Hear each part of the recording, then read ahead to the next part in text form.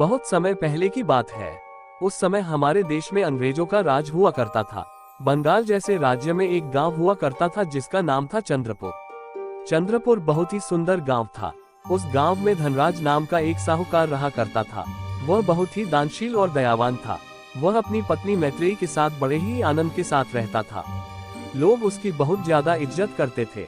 शादी के कुछ समय बाद ही मैत्रेयी और धनराज को एक सुंदर पुत्र की प्राप्ति हुई। वह बालक बहुत ही ज्यादा प्यारा था।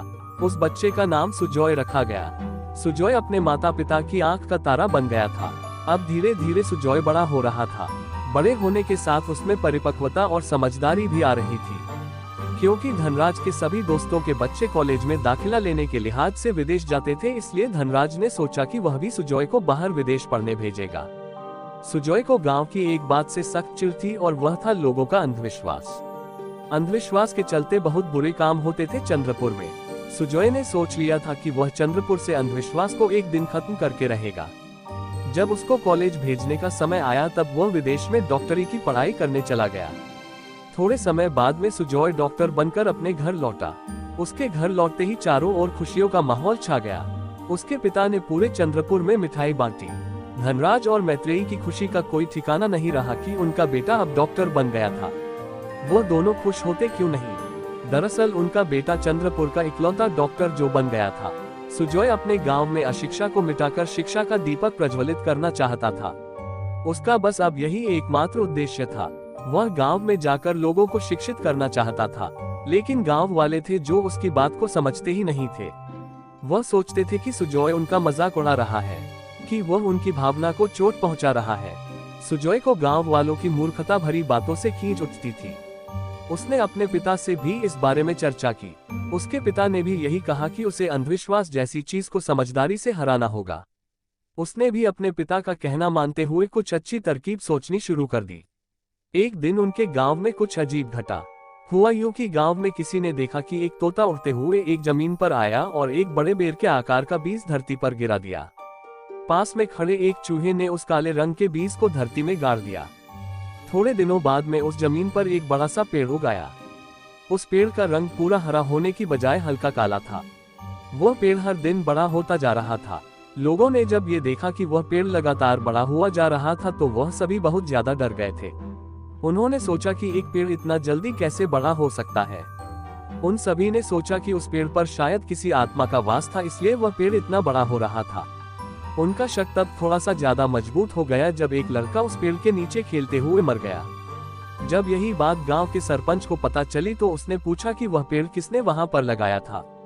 तो एक लड़के ने कहा कि उस पेड़ को वहां लगाने वाला एक तोता था। जब सुजॉय को ये बात पता चली तो उसने कहा कि इस घटना के पीछे कोई भूत नहीं बल्कि एक बड़ा वैज्ञानिक कारण है। और बात रही उस लड़के की मौत की तो वह लड़का उस पेड़ की वजह से नहीं बल्कि दिल का दौरा आने से मरा था। मैंने लड़के के मृत शरीर की अच्छे से जांच की तो मुझे पता चला कि उसको हृदयाघात आ गया था। लेकिन किसी ने भी सुजॉय की बात नहीं सुनी और गांव के सरपंच ने ये फरमान सुना दिया कि उस श्रापित पेड़ को काट दिया जाए। सुजॉय ने सभी से बहुत विनती की कि उस पेड़ को ना काटा जाए, लेकिन लोगों पर उसकी बात का कोई असर नहीं पड़ा। लकड़हारे को बुलाकर पेड़ कटवाने की कोशिश की गई, लेकिन इसका कोई नतीजा नहीं निकला, बल्कि वह पेड़ सीधा तना हुआ आत्मविश्वास के साथ खड़ा रहा। फिर सरपंच ने हुक्म दिया कि हाथी को बुलाकर पेड़ को गिराया जाए, लेकिन हाथी भी वह पेड़ नहीं गिरा सका। अब तो लोग पेड़ से बहुत ज्यादा डर गए। उन सभी ने ये स्वीकार कर लिया कि उस पेड़ पर किसी प्रेत का साया है, लेकिन सुजॉय को इस बात पर बिल्कुल भी विश्वास नहीं था। उसने असल कारण को जानने के लिए दिन रात एक कर दिए। एक दिन खूब तेज बारिश हुई, बहुत से पेड़ उखड़ गए। वह भूत वाला पेड़ उखड़ा तो नहीं, लेकिन उसकी जड़ें जरूर खराब हो गई थी। सुजॉय लगातार एक हफ्ते तक पेड़ का निरीक्षण करता रहा। फिर उसे पेड़ बढ़ने का असल कारण समझ में आ गया। उसने ये भी तरकीब सोच ली कि उसे गांव वालों को पेड़ के बारे में कैसे जानकारी देनी है। फिर वह गांव के सरपंच के पास गया। फिर उसने सरपंच के सामने तरकीब पेश की। सरपंच को तरकीब पसंद आई। फिर उसने कहा कि मैं चाहता हूं कि सभी लोग उस पेड़ के पास चले। सभी लोग उस पेड़ के पास चले गए। सुजॉय ने पेड़ के आसपास नमक फेंक दिया और गांव वालों से कहा, अब 3 दिन बाद आकर यह निरीक्षण लेना कि यह पेड़ घटा कि नहीं घटा। सुजॉय के कहने पर सभी गांव वाले 3 दिन बाद उस पेड़ के पास आए तो उन सभी ने देखा कि वह पेड़ आधा मुरझा चुका था। पेड़ की ऊंचाई भी बढ़ने की जगह घट चुकी थी। उन सभी को बहुत आश्चर्य हुआ। फिर गांव वालों ने 2 हफ्तों के अंदर ये देखा कि वह पेड़ लगातार घटते घटते पूरा खत्म हो गया। सभी लोगों ने सुजॉय को किसी देवता के समान मान लिया। उन सभी को अब सुजॉय की बातों पर विश्वास हो गया था। वह सारे काम अब सुजॉय को पूछकर करने लगे थे। सुजॉय ने अपनी पढ़ाई का इस्तेमाल पेड़ को खत्म करने में लगाया था।